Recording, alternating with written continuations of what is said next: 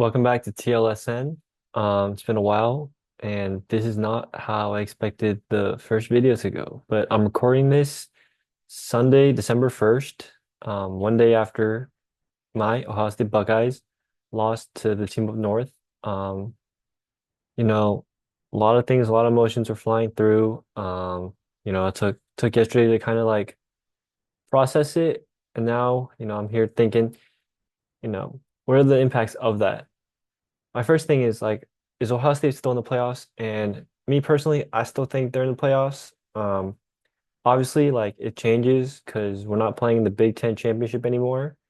Penn State replaces us. So I think Oregon, Penn State, Texas, Notre Dame, Tennessee, and Indiana are locks. Obviously, Oregon and Penn State playing in the Big Ten championship game.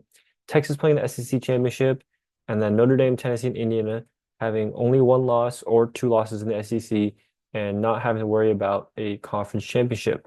SMU and Boise State, if they win, they're in, I think, as well as who have the Big 12 champions, which Iowa State, Arizona State are playing for. And then I think Georgia is in even with the loss, but there's an argument to be made. A 10-3 SEC team. Clemson, I think they're out if they lose, but if they do lose, there's another argument to be made. And then obviously, you got Ohio State who's on the verge. So I made a bracket and I just assumed, let's just say Oregon wins, Texas wins, SMU wins, Boise State wins, and Arizona State wins. Just for, argument's sake, just pick presumably, you know, the favorites, and then I just flip the coin for the Big 12. Um, my bracket would be, number one Oregon, obviously, number two Texas, SMU would get the three spot, Boise State would get the four spot, right? At the 12 spot, you'd have the Big 12 winner, I'd assume. The seeds aren't necessarily like intact, but like I just wanted to get a gauge on what the teams are. So Notre Dame's in, Penn State's in. I think they're going to be the two teams that get the 5-6. I'd assume Tennessee and Indiana would be in as well. And then Ohio State and Georgia, I think, would be in. And that last spot, would either go to Alabama, you know, Clemson, maybe BYU's in the race. South Carolina's been, I've heard conversation about. But I just think, Ohio State's still in the playoffs. It's just now they have to go either to a Big Ten team in which we beat already in Penn State or Indiana, or we go to Tennessee or Georgia, hostile SEC environments. So not ideal. Obviously, you want to host a playoff game or you want to win the Big Ten and get that bye. But, I was thinking, is this necessarily, an end all be all? Because, Penn State, we've shown we can beat Penn State. And obviously, Penn State's gotten better. Hopefully, we make adjustments. Because if we play like we played against Michigan, running it right up the middle in a revamped offensive line against a strong defensive front, we're not going to be able to do anything. We have to attack the perimeter. Joe Klatt said it on the broadcast. We got to use our strengths. So hopefully Ryan Day and Chip Kelly learn from this performance. But back to what I was talking about, we've shown we can beat Penn State. We've shown we can beat Indiana. The question is whether Georgia falls if they lose in the SEC championship. Obviously, this is all a change if Texas loses and Georgia wins the SEC. But for this scenario, I'm just going to say Georgia loses. They almost lost to Georgia Tech. Um, so yeah, I'm assuming the committee drops them a little bit. The four teams, obviously, I just mentioned that have the home field advantages: Notre Dame, Penn State, Tennessee, and Indiana, in my opinion. Um, Obviously, you got Notre Dame, 11-1, Penn State 11-2 with the loss coming in the Big Ten championship game. Tennessee be 10-2, no SEC championship game, and Indiana is 11-1 with their only loss coming to Ohio State. Could I see them, jumping? Could I see Ohio State jumping Indiana? Yeah, but I think, there's a very distinct, like, there's a distinct possibility that Ohio State dropped below Indiana with their second loss. Um, and for this worst case scenario to happen, I think Ohio State would have to drop below Indiana. Um, so the All-State playoff predictor has us at a 96 chance to make the playoff, 96% chance to make the playoffs. So that kind of supports my argument. A 52% chance to host in the first round. So that's assuming the committee doesn't drop us below Indiana. We would host presumably Georgia, maybe Tennessee, maybe Indiana, depending on if the committee wants to mix some things up. Currently, the AP poll has us at number six, I believe, number seven actually, above Indiana. So if the playoff committee decides to follow the AP, then we would host the first round playoff game. If not, in this nightmare scenario, we'd probably have to go to either Tennessee or Indiana. Interesting to see what happens. But another thing that like another reason why I made this video and why I have to make it now is because, you know, the loss against Michigan still stings. You know, they're coming off a national championship in which they beat us and they went undefeated.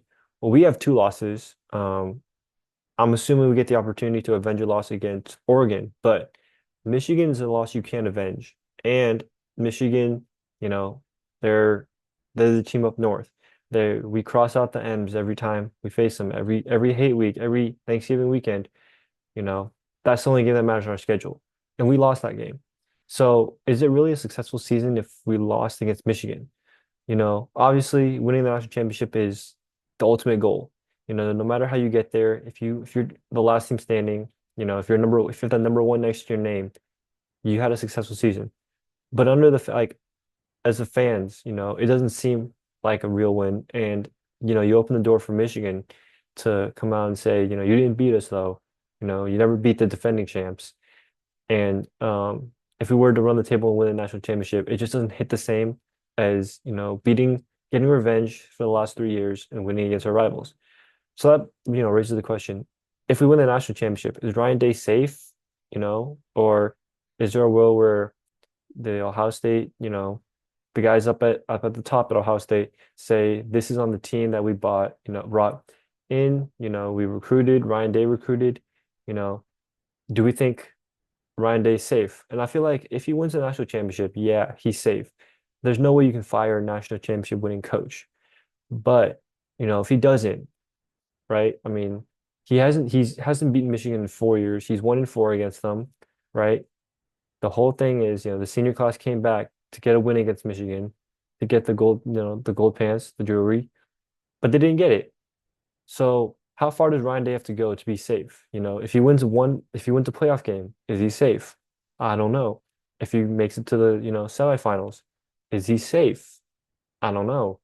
I think if he makes the national championship, you know, there's still a conversation to be had. Hey, you know, it's two national championship games that he's made, but if he loses it, you know, he hasn't won it yet, and he hasn't won the game. So I just don't know how far Ryan Day has to go to keep himself like safe on the hot seat. You know, I think if he loses in the first round, there's a greater than not chance that he's gone. You know, but if he wins one, right, is it 50-50? Do the board, you know, lean toward Ryan Day? Because, you know, he's been successful.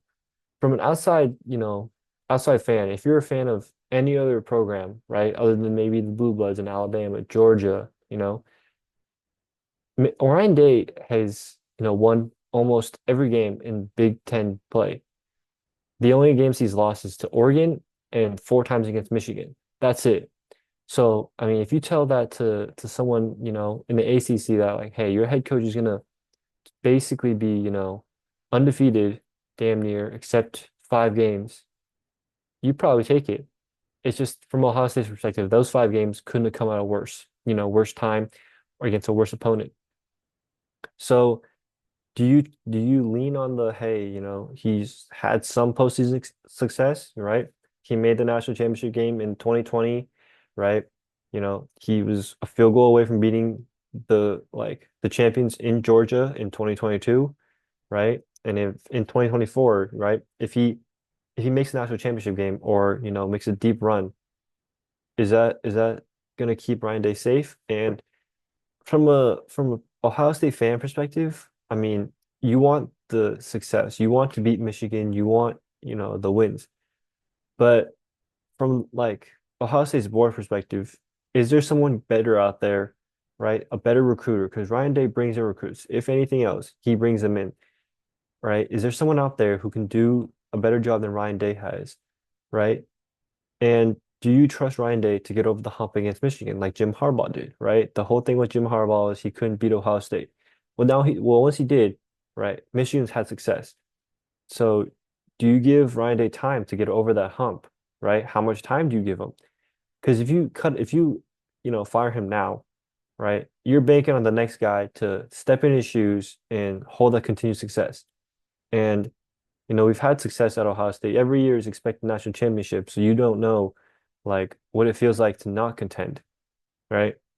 So I feel like right now, if Ryan Day loses his first playoff game, I think, I think it's a real deep conversation to be had, right? Because he's had success. He has, he has the resume outside of those 4 games, those 5 games, right? And if you take out all the games against the number one teams, he's lost 3 times, I want to say. So, I mean, obviously, this is coming out, Monday, 2 days after the Michigan loss. So it's going to be a pretty rash reaction to say, hey, let's fire Ryan Day, get him out of there. He can't beat Michigan. But, if you take time to really think about it, I say, you got to give him another opportunity. But I don't know how much of a leash you give him. And if you do give him a leash, it's going to be very tight. It's going to be, a lot of pressure on there because this year was the year. This year was the year they went out and got Caleb Downs. They went out and got, O-line help from the transfer portal, McLaughlin. They got, um, Quinshon Judkins, right? This year was the year. All the seniors came back. And if you leave in the first round, right, it is a failure of the season. And the fact that you brought them in doesn't do anything if you can't do anything with them. But the further you go, I think it's easier to justify keeping him. But in this nightmare scenario that I've been going out on, you go to the road against, say, Tennessee or to Notre Dame or something like that, and if you were to get bounced in the first round, even against Penn State or Indiana, if you get bounced in the first round, right, it's hard to justify keeping him. Even though, I've heard a lot of guys that want to leave him, like want to cut him, rid of him. They want to fire him. I personally want to take a step back and really consider what the better options are out there. But if you lose in that first round, I just think Ryan Day's job is really on the line. It's going to be very, very long conversations about what the ceiling is with this team. Um, that's kind of my rant on how the situation is up in Columbus.